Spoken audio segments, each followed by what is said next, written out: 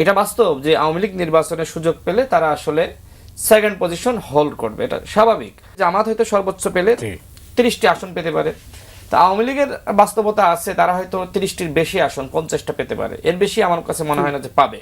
অনেকগুলো দল বলছে যে তারা আসলে নির্বাচন করতে দিবে না, মনে করেন যে এই আন্দোলনে তারাই জিতলো, বাংলাদেশে নির্বাচন হলো না, তারপরে কি তারা কি আসলে নির্বাচন আটকিয়ে দেওয়ার পরে এই অন্তর্বর্তীকালীন সরকারকে রেখে দিবে, নাকি এই সরকার পরিবর্তন করার জন্য পদক্ষেপ নেবে? অথবা ডক্টর মোহাম্মদ ইউনূস নিজেই বিরক্ত হয়ে পদত্যাগ করলেন, তখন কি হবে? দেশে আরেকটি নতুন সংকট সৃষ্টি হবে। আমি প্রথমত ধরলাম যে তারা আন্দোলন শুরু করলো, নির্বাচন হতে দিবে না, এবং সেই আন্দোলনে এনিহাও যে কোনো কারণে আওয়ামী লীগ যুক্ত হলো।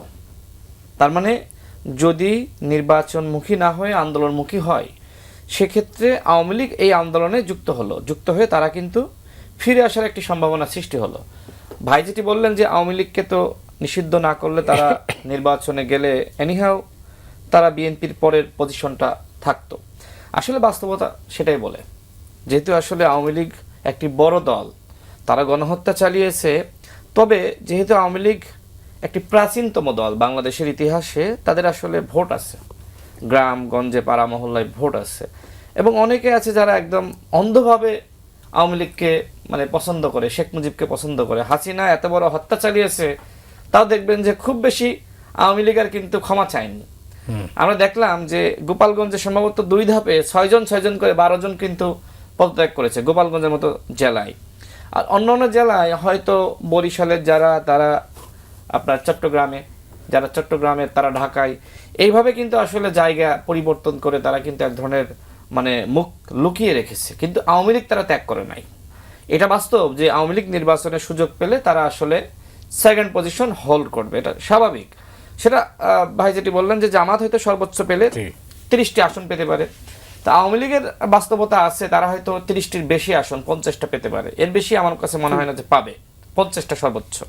তার মানে আওয়ামী লীগ এখনো পর্যন্ত সেকেন্ড পজিশনে। তো আওয়ামী লীগ যে অপরাধ করেছে তাদের আসলে পানিশমেন্ট হওয়া দরকার, আর সেই পানিশমেন্টটা হলো যে নির্বাচনে অন্তত তাদের কয়েকটা নির্বাচনে অংশগ্রহণের সুযোগটা না রাখা, যেটা দেশের যারা গণ অভ্যুত্থানের শক্তি তাদের একটা নীতিগত সিদ্ধান্ত।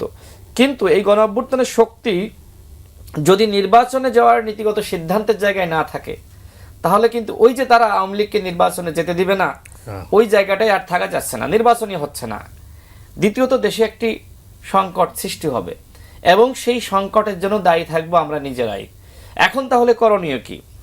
দেখেন, আমার কাছে যেটি মনে হয় যে এই বাংলাদেশকে তো গঠন করতে হবে। আমরা স্বাধীনতা অর্জন করেছি, স্বাধীনতা অর্জনের পরে রাষ্ট্রে গণতন্ত্র প্রতিষ্ঠা করা, ন্যায় বিচার প্রতিষ্ঠা করা, বিভিন্ন প্রতিষ্ঠান গড়ে তোলা, নাগরিককে প্রশিক্ষণ দেওয়া, সভ্যতা কালচার এই সম্পর্কে মানুষকে বোঝানো, সেই কাজগুলো কিন্তু আমরা এই দীর্ঘ 54 বছরে করতে পারি নাই। তাহলে এখন এই কাজগুলো আমাদের করতে হবে, আর এই কাজগুলো করার জন্য দরকার গণ অভ্যুত্থানের শক্তির মধ্যে একতা। এখন যে বিভক্তি লক্ষ্য করছি, ঠিক আওয়ামী লীগের সময়ে বিএনপি আওয়ামী লীগের মধ্যে, বা সেই সময় তো বিএনপি জামাত বা আমরা একদিকে ছিলাম, আওয়ামী লীগ ভিন্ন দিকে, তখন কিন্তু এই ধরনের ডিবেট আমরা দেখতাম যে আওয়ামী লীগ একভাবে কথা বলছে আর আমরা ভিন্নভাবে কথা বলছি। এখন আওয়ামী লীগের অবর্তমানে আওয়ামী লীগ সবসময় জামাত ইসলামকে স্বাধীনতা বিরোধী তকমা দিয়ে মূলত রাজনৈতিক কাজে ব্যবহার করেছে। বিএনপির একজন নেতাকে বলা হচ্ছে যে শামীম ওসমান, গডফাদার। আবার অন্যদিকে আমরা লক্ষ্য করছি যে জামাত ইসলামকে আবার রাজাকারও বলা হচ্ছে। তো দেখেন, আপনি একটা জিনিস নিশ্চয়ই সাংবাদিক হিসেবে আপনি মূল্যায়ন করবেন যে হ্যাঁ, জামাত ইসলাম অবশ্যই ওই সময় স্বাধীনতার বিপক্ষে শক্তি ছিল, কিন্তু পরবর্তীতে তারা কখনো জাতীয় পার্টির সাথে গিয়েছে, কখনো বিএনপির সাথে গিয়েছে, কখনো আওয়ামী লীগের সাথে গিয়েছে। আবার আওয়ামী লীগ সবসময় আমরা দেখেছি যে এই জামাত ইসলামকে স্বাধীনতা বিরোধী তকমা দিয়ে মূলত রাজনৈতিক কাজে ব্যবহার করেছে। তো এই গণ অভ্যুত্থানের শক্তি আমরা যারা ছিলাম, তখন কিন্তু আমরা জামাতের প্রতি এক ধরনের আপনার সহানুভূতি দেখিয়েছি।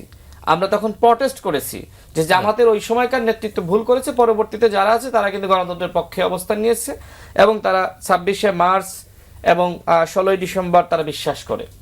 তো সেই জায়গা থেকে জামাতের প্রতি এখন আর ওই ধরনের রাজাকার বললে পাবলিক ওইটা খুব ভালোভাবে গ্রহণ করে না, মানে ওইটা আসলে আওয়ামী লীগ এমনভাবে পচিয়ে ফেলেছে এখন আর মানুষ ওই জিনিসটা খায় না। তো সেই জায়গা থেকে এখন করণীয় কি? অবশ্যই জামাতের উচিত হবে এই গণ অভ্যুত্থানের পরে, হ্যাঁ গণ অভ্যুত্থান তাদের ভূমিকা আছে, ব্যাপক ভূমিকা আছে, তাদের উচিত হবে স্বাধীনতার ওই যে অমীমাংসিত বিষয়, তাদের প্রতি মানুষের যে একটা আক্ষেপের জায়গা, ওইটা স্বীকার করে নিয়ে দুঃখ প্রকাশ করা। কিন্তু জামাত ইসলাম এখনো পর্যন্ত আনুষ্ঠানিকভাবে ওই ধরনের দুঃখ প্রকাশ করেনি। যদিও জামাতের আমির আমরা দেখেছি তিনি বলেছেন যে 47 থেকে আপনার 24 পর্যন্ত আমাদের আচরণে, আমাদের পদক্ষেপে কেউ যদি কষ্ট পেয়ে থাকেন আমরা ক্ষমা প্রার্থী, দুঃখ প্রকাশ করছি। আমার মনে হয় স্পেসিফিক হওয়া দরকার 71-এর প্রসঙ্গে। এই কাজটি যদি তারা করতে পারে তাহলে কিন্তু মানুষ তাদের ওই 71-এর ইতিহাস নিয়ে সামনে টেনে আবার নতুনভাবে বিতর্ক সৃষ্টি করা এই সুযোগটা কিন্তু থাকে না। তো যাই হোক, আমি যেটা বলি, দেখেন বাংলাদেশের নির্বাচনটা খুবই গুরুত্বপূর্ণ এবং এই নির্বাচনে বিএনপি, জামাত, গণ অধিকার পরিষদ, এনসিপি, নাগরিক ঐক্য বা গণতন্ত্র মঞ্চের অন্যান্য যে দলগুলো রয়েছে, এমনকি অন্যান্য ইসলামিক দল, অন্যান্য বাম দল, সিপিবি থেকে শুরু করে সবাইকে অংশ নিতে হবে। এর কারণটা কি? দেখেন এই নির্বাচনে আপনি অংশ নেবেন না, তাহলে কোন নির্বাচনে আপনি অংশ নেবেন? হ্যাঁ, আপনার দাবির ভিন্নতা থাকতে পারে, আপনি বলছেন যে নিম্নকক্ষে পিয়ার, এই সরকার তো নিম্নকক্ষে পিয়ার নিয়ে আলোচনাই করে নাই, তার মানে সরকার এটাকে ডিনাই করে দিয়েছে। দ্বিতীয়ত আপনি বলছেন গণপরিষদ নির্বাচনের কথা। দেখেন এই সরকার কিন্তু গণপরিষদ নির্বাচনের ব্যাপারে কোনো আলোচনা করে নাই এবং একই সাথে আপনি নতুন সংবিধানের কথা বলছেন। আচ্ছা, আপনি যখন শপথ নিলেন তখন কেন বললেন না যে এই সংবিধানকে আমরা স্থগিত করলাম, আমরা একটি নতুন সংবিধান তৈরি করব এবং বাংলাদেশকে আমরা সেকেন্ড রিপাবলিক হিসেবে তৈরি করব? তখন কেন বললেন না? আজকে দেখেন, আজকে একটি পত্রিকার সম্পাদক তিনি একটি কলাম লিখেছেন, আমি যদি 1 মিনিটে সেটা একটু পড়ে শোনাই। তিনি সেই কলামে বলছেন, আমার দেশের সম্পাদক মাহমুদুর রহমান, নানা কারণে জুলাই যোদ্ধাদের আর আগের অবস্থা নেই যে তারা কোনো দাবি করলেই সরকার সেই দাবি মানতে বাধ্য থাকবে। বিচিত্র সব কর্মকাণ্ডের মাধ্যমে তারা নিজেদেরকে বিতর্কিত করেছে এবং তরুণদের আসলে এই দায় এড়ানোর কোনো সুযোগ নাই।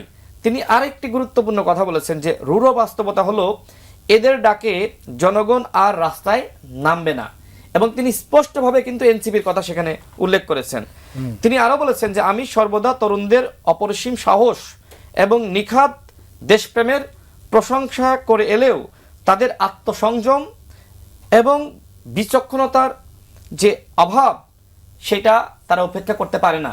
আজকে দেখেন যে সম্পাদক হিসেবে যারা রয়েছে, বাংলাদেশের বুদ্ধিজীবী বলেন, তরুণদের যে একটি অপরিসীম সম্ভাবনা সৃষ্টি হয়েছিল সেটা যে তরুণরাই আবার গলা টিপে হত্যা করেছে সেটা কিন্তু তারা বলছে।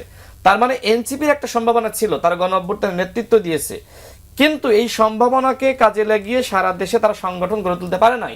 ভাই যেটি বললেন যে সারা দেশে তারা প্রচুর মানুষ জড়ো করার চেষ্টা করেছে, এই মানুষগুলো কারা আপনাকে একটু অনুসন্ধান করে